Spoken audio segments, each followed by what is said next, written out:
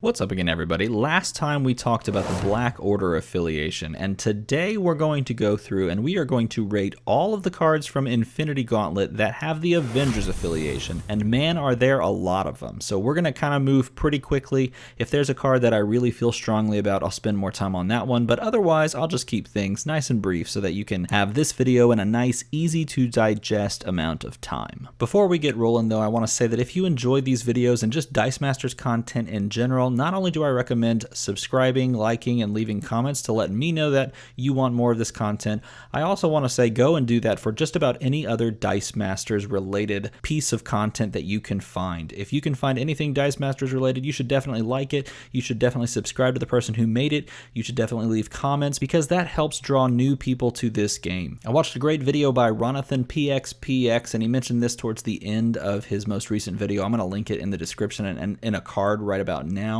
You should go check it out. You should like his stuff. I think he makes some really good points, and for any content creator that's out there that makes something that you like, you should definitely support them in any way that you see fit and that you can actually handle. Being a content creator myself, I know what it feels like to have someone actually watch the video and leave a comment and say they appreciated it. It means the world to us, so if you could do that for just about anybody else that's out there making content, I highly recommend you do so. All right, off my soapbox and onto the cards. First up is Black Panther's Stealthy Adversary, a 5-drop fist character with the Avengers affiliation, an 042-152-182 stat line, and this card says when Black Panther is blocked by at least one non-sidekick, non-Avenger character die, she gains Overcrush. Overcrush is a good ability, but a conditional Overcrush effect here is not that great. Most of the time your opponent just blocks this with a sidekick, and yes, you could build around this and make it to where your opponent has to block with something other than a sidekick, perhaps by removing all their sidekicks, but otherwise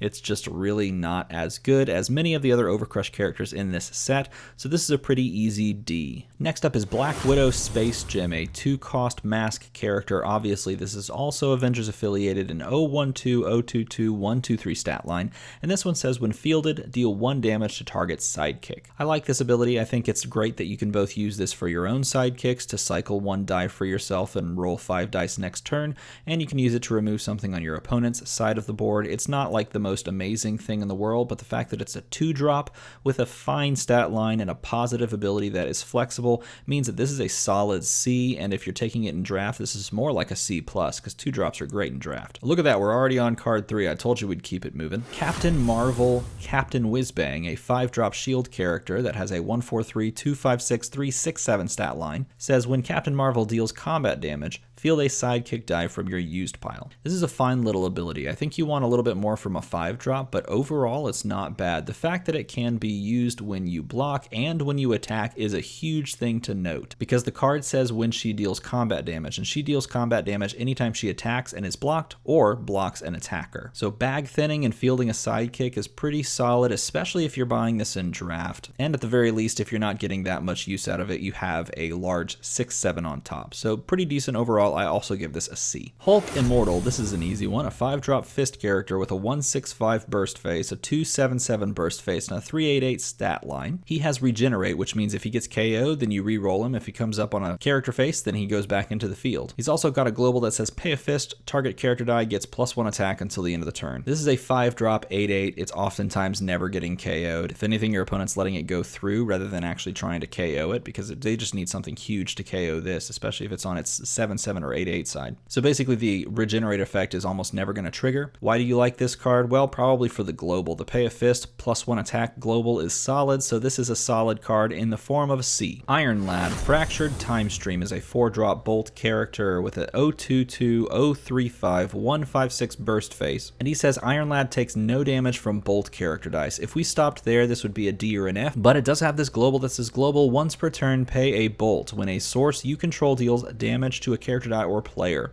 If you do, prep a die from your bag. That singular global right there makes this card go from what was probably an F to a C, maybe even a C+, particularly if you are in draft, because that is bag management. That is ramp and bag management are super good when you're playing in draft. This is solid on any sort of like bolt rush team where you're trying to like just deal a bunch of damage with bolt characters or burn damage like that. Heck, if you just push with a sidekick and it hits your opponent, or if it hits anything, you can just pay a bolt and then you prep a die. I'm telling you guys, global's pretty solid. Next we have Iron Man, ordinary PhDs, a 4-drop shield character with a 135, 146, 257 burst phase stat line, and on the burst phase you get this ability. Prevent all damage done to Iron Man by villain character dice. Villain character dice abilities can't target Iron Man dice or select Iron Man for any abilities. Is this good? No, this is not good. You're paying for a 4-drop with decent stats and an ability that only triggers if it's on its level 3 face, and really it's not even an ability that you kind of care about because there's not a ton of villains around, both in the meta and really in this set. If you get handed this in draft, it's probably the very last card of the draft because everybody has passed it. This is an F. Next up, say hello to Miss Marvel. This is her first foray into Dice Masters. This is NJ native. It's a 3-cost shield character with an 035, 146, 166 stat line and no ability whatsoever. Now your first thought may be, man, this has no ability whatsoever. This is a terrible card. We should give it an F, but I actually disagree. I think it's not too bad, and the reason is this has the best 3-drop stats in the entire set. If you're playing in draft, stats end up mattering a lot more than if you're playing with synergy-filled modern or golden age, and in draft a 6/6 is just good, and more than one 6/6 is even better, and the fact that you can buy multiples for 3 is solid, so I give this like a C, maybe a C- if you're really being judgmental of a blank text card, but I would still pick this up in draft very early. And look at that, we're already at the final common card of the Avengers portion of the set. This is She-Hulk Greenie. She's a 6-drop shield character with a 146, 267, 388 stat line. She says when She-Hulk is active at the start of your turn, this is before the clear and draw step, so it's literally the first thing that could possibly happen. You may field a non-sidekick character die from your used pile at level 1. Now this is a card. Okay, first of all, you're doing this before you reload your bag, so if your bag's empty, you can actually field that character before loading it into the bag and hoping to draw it. You just guarantee that you get it. Now it's on level 1, so maybe that's not good, but heck, you're getting something for free. You don't even have to pay to field this. Well, I mean, obviously you have to pay to field the She-Hulk, but you don't have to pay to field the character that she pulls from the used pile. That's amazing. This triggers when fielded effects. It gives you a character for free. The only stipulation is that you have to purchase this character the turn before so that she pulls it into the field on the start of your next turn. But yeah, there's a lot of good stuff going for this card. Now the bad thing is that this is not a win condition, unless you have like a win fielded win condition that this goes and fetches. This is really something that just pulls out a win condition. And utility cards at 6 are sometimes just not played. So from a pessimistic mindset, or perhaps it's just a realistic mindset, this should be like a B-, just because it's not actually winning you the game most of the time, it's just getting you something that likely wins you the game. And I say B- because it's probably going to see some experimentation in semi-competitive to competitive teams, and then most likely get cut, sadly, because I think this card's really cool. Now, if I were being optimistic, I'd give it a B, but it's somewhere in that range. And just like that, we're into the uncommons with Black Panther, Cunning Strategist, a 5-drop fist character, same stat line, that says when declaring attackers, for each Black Panther character die in your field zone that does not attack, target non-fist character die cannot block. Ugh. Oh my god, this card's so bad. It's a 5-drop. It's got a great attacking stat line, but when it doesn't attack, you get an ability, and it's just like your opponent's stuff can't block like one thing, and it stacks if you buy more than one 5-drop. God, that's so bad. It's an F. You know it's not an F? Captain Marvel Major Carol Danvers, another 5-drop shield character. This one says when Captain Marvel deals combat damage, prep a die from your bag. So with the common, we were fielding a sidekick when she either blocked or attacked and was blocked. This time we're prepping a die. I mean, pick your poison. Both of those are pretty decent abilities. I prefer this one just a hair because I like ramping and I like being able to buy more things, and I think in general that's probably better than a sidekick in the field. Thinning is not as good as ramp because you can buy more stuff with it. So I give this one a C+, but really both of them are pretty decent. Look at that, a decent Captain Marvel, 2 in a row. On to Hulk Professor, a 6-drop fist character that says when Hulk attacks, re-roll target opposing character die. If the result is a level 3 character die face, that Hulk die that you just used, of course, to do that whole effect, is no longer attacking. So that is a way big downside when you think about it, but is it really that big of a downside? We'll talk about that in a second. It also has the global that says pay a fist, target character gets +1 attack until the end of the turn. Again, good global. Therefore, this is going to have a higher grade in general because the global is going to be able to be used on just about every team that you would want to push physical damage with. Now, the ability itself, is it bad that if they roll a 1 in 6, meaning that if they roll the level 3, there's only one chance for that to happen if they roll a die, 6 sides, one side is the bad one. If they roll that, then oh no, now I'm not attacking. If they roll any of the energy sides on whatever die you're re-rolling, all of a sudden they don't have that character. If they roll a level 1, maybe it's the same as what they had. If they roll a level 2, maybe it's the same as what they had. Maybe it came up a bit or went down a bit. But as long as you don't have the 1 in 6 there, this is either a push, meaning it did nothing except attacked, or this is beneficial. So really, if you think about this, this is when Hulk attacks, a 5 in 6 chance of removing a character or leaving a character in place and doing nothing. Or even better, on the optimistic side of things, when Hulk attacks, 1 in 2 chance of removing one of your opponent's character dice before blockers are assigned. So all in all, it's a pretty decent little card. Now, is it worth 6? I mean, there's better 6 drops in the set, but this is not a bad one. The better 6 drops are like really good 6 drops. I give this a C. You probably could convince me to put this to a C-, but I'm probably sticking with a C. Iron Lad, Becoming Kang, is a 4-drop bolt character that says when Iron Lad takes damage, deal 1 damage to target character die, and on its burst face, which is its level 3, 1/5/6 side, it says deal 2 damage instead. Okay, this one takes some thinking around. If you, for example, just have this on the level 1 or the level 2 side, and this attacks and gets blocked by a sidekick, then you just get to pick something and deal 1 to it. Now that could be interesting if you're playing around this card and, you know, like playing Iceman, you deal 1 to your Iceman and all of a sudden, yeah, you're dealing more damage to your opponent. Even in draft, that's a generally beneficial thing because you can ping out your own sidekick or one of their sidekicks. That's kind of interesting that he takes damage and does that. And again, don't forget he's got the wonderful global that says once per turn, pay a bolt. You can prep a die whenever this ability goes off. Well, it doesn't say that exactly, but it basically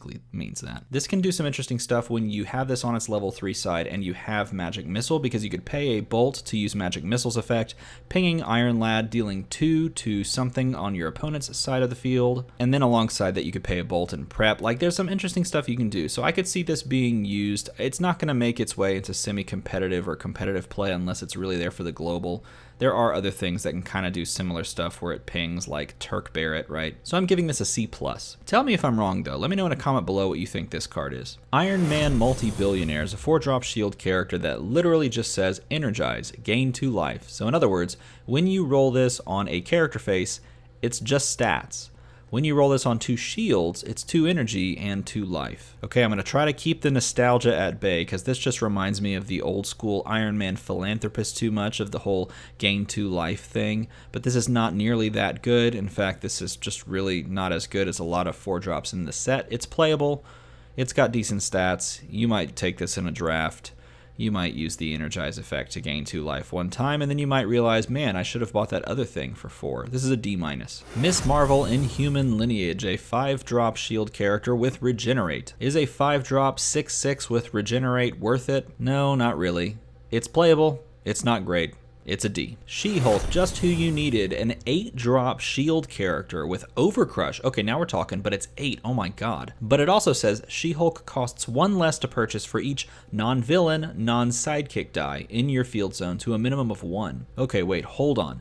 So if you had 3 non-villain, non-sidekicks in the field, all of a sudden you have a 5-drop Overcrusher. Incredibly important to point out, this is a max 2. This is not a max 4. You can't run 4 dice for this, you can only run 2. Now you can kind of get around that if you also run the rare Moon Knight, but that's also a max 1. So you can get 3 of these, like max. That being said, I would still take this in a draft. I could see drafting this alongside of a bunch of little cheap things. Get 4 of them out and all of a sudden you've got like a 4-drop She-Hulk. That's not bad. Overcrushing is super solid in draft. Can this be a viable semi-competitive win condition? Probably not. There's better Overcrush characters that have less workarounds and that you can actually bring max dice for. Not like you'd ever buy 4 5-drop Overcrush Beckys or anything like that, but the fact that that exists and this is an 8-drop that you have to work for a little bit more is just prohibitive. That being said, you should still play this card and you should still pick this up in draft, so I'm giving it a C+.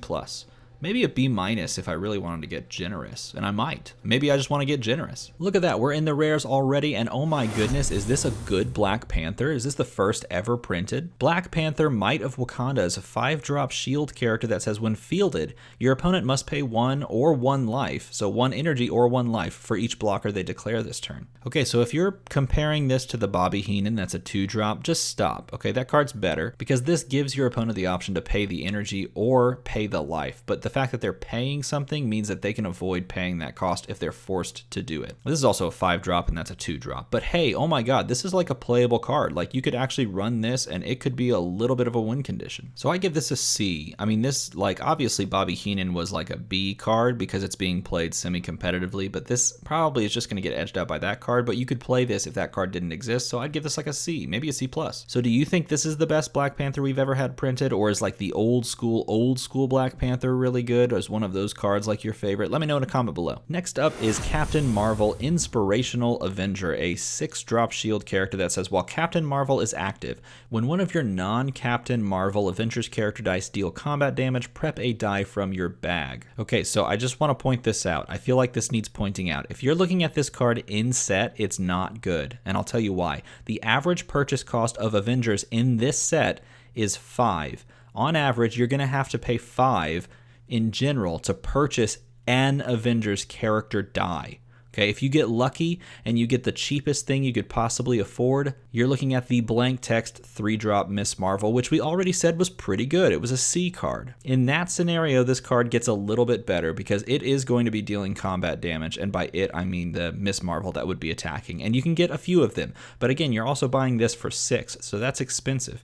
Now, out of set, in the wider world of Modern, this becomes a lot better, and you can prep a lot more dice when you're attacking or blocking with cheaper Avengers characters. But in set, this to me is a D. There's better 6-drops to buy. Out of set, this becomes more like a C. I know maybe you could go to a C+, maybe, but I don't think it's going to go anywhere near that B range because that really is reserved for things that make their way into semi-competitive play. And unless you're playing in a legacy tournament, this is probably not going to be in a semi-competitive list. It is really cool though, and I do love that you can both attack or block with Avengers to trigger this. Okay, now we got Hulk, Hunter Green, a 5-drop fist character with Call Out. Call Out, if you don't know, means when he attacks, target character die is the only character die allowed to block him. Again, also got the global, so kudos to this card. So out of the 4 Hulks that we're going to talk about today, 2 of which we've already talked about, I honestly like this one the best. It is tied for the cheapest with the common at 5. The other 2 are 6. I value Call Out over Regenerate, and I also value Call Out over forcing a reroll and hoping for the 5 and 6 instead of the really bad times of the 1 and 6. I could definitely see myself not only picking this up in draft, but also purchasing it in a draft game, which means I put it on my team, which means this to me is like a C at least, but I'm going to give it a C+.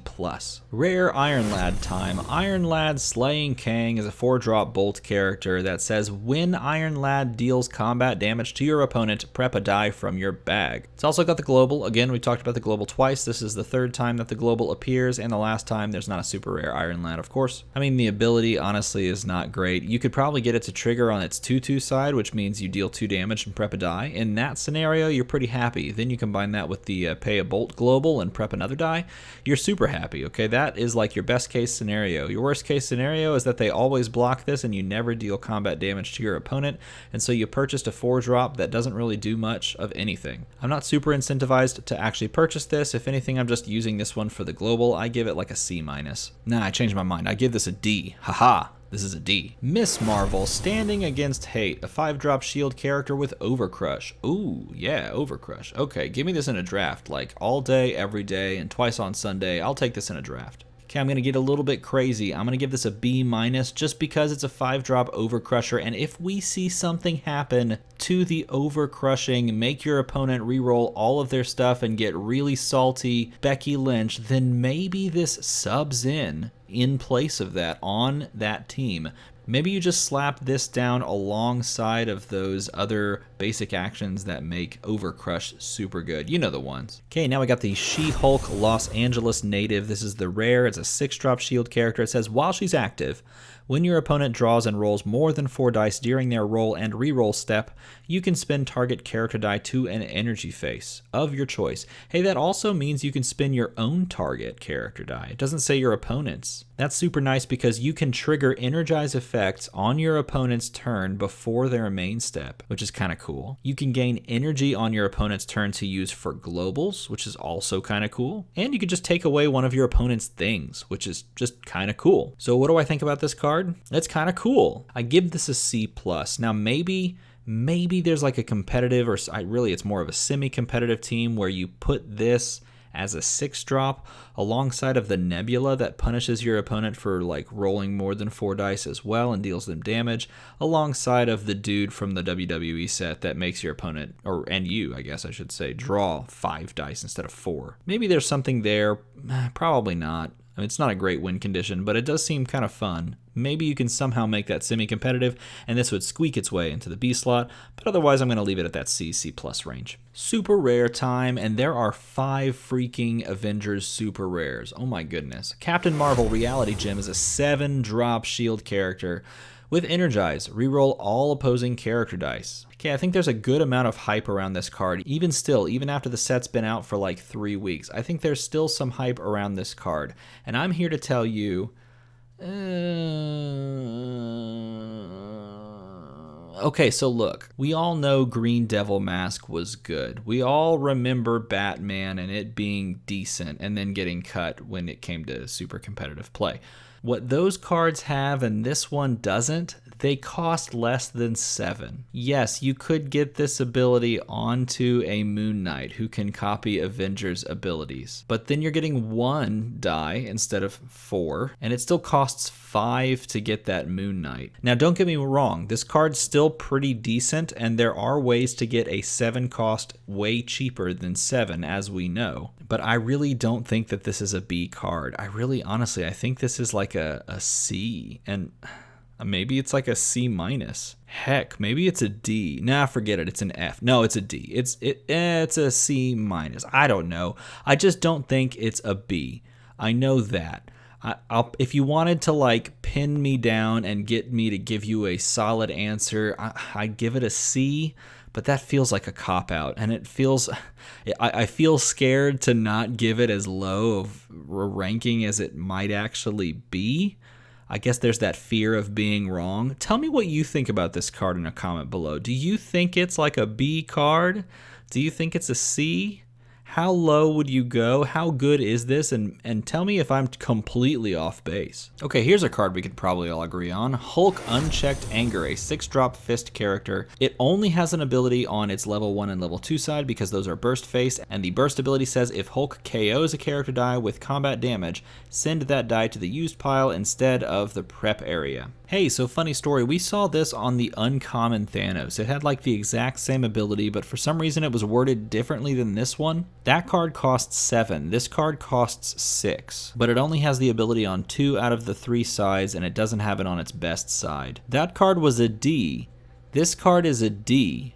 Hey, look at that, symmetry. Iron Man Humble is a 5-drop shield character with Awaken. That means when you spin it up, you get to use this effect. Gain 1 life and prep a die from your bag. Okay, look, normally life gain is just kind of poopy, right? Like it's not an ability that you really want. But in this case, you gain a life and you prep a die from your bag. So you have a not very good, but technically beneficial ability in gaining a life, and a very good, very beneficial ability in prepping a die from your bag. And this is on an Awaken trigger, which means you can spin up, spin down some stuff and kind of do this multiple times a turn.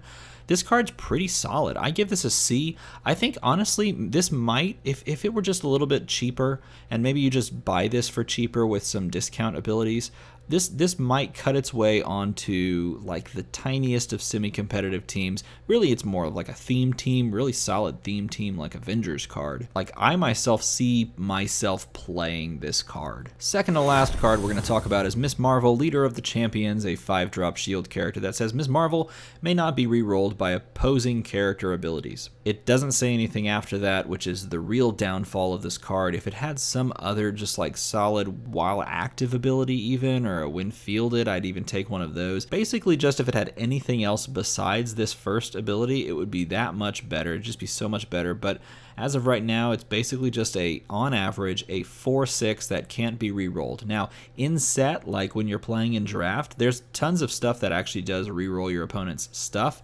So this, as a blocker, is just generally solid, I guess, for like a draft play.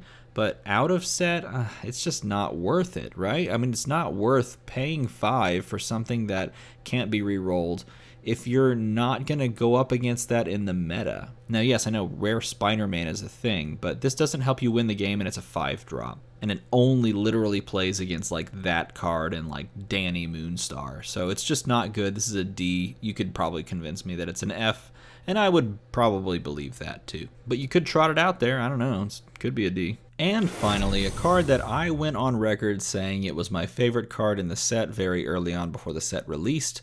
This is She-Hulk Astral Planar, a 6-drop shield character with the ability that says Energize. Target character die gets +2 attack and gains Overcrush. You may also spin this die to its level 1 character face. So I loved this card because I loved the idea of triggering an Energize ability, gaining this character back, and giving Overcrush to something, of which Overcrush is so strong. And I still do think that that is a beneficial ability. Like overall, if you get to land the Energize ability on this die, that's like a thumbs up right there. But I will say my excitement for the card definitely has waned a bit, while other cards have taken that interest away from this one. I think it's still solid, but I don't think it's going to really do much out there, because if you think about it, 50% of the time when you roll a character face, this is just a character, right? So you're really trying to get that ability to go off, which means you're really trying to re-roll it and hit the 2 in 6 chance, also known as a 1 in 3 chance, of it getting a 2 shield result, so you can trigger Energize and field it as a 4/6 and give something +2 in Overcrush. If you miss that, you're just getting an overstated character, which is always nice, but just doesn't quite cut it when you pay 6 for it, right? Still, the design on this card is super cool, and I'd love to see them mess around with something kind of like this on a maybe just like a lower statted card in general and a lower costed card in general,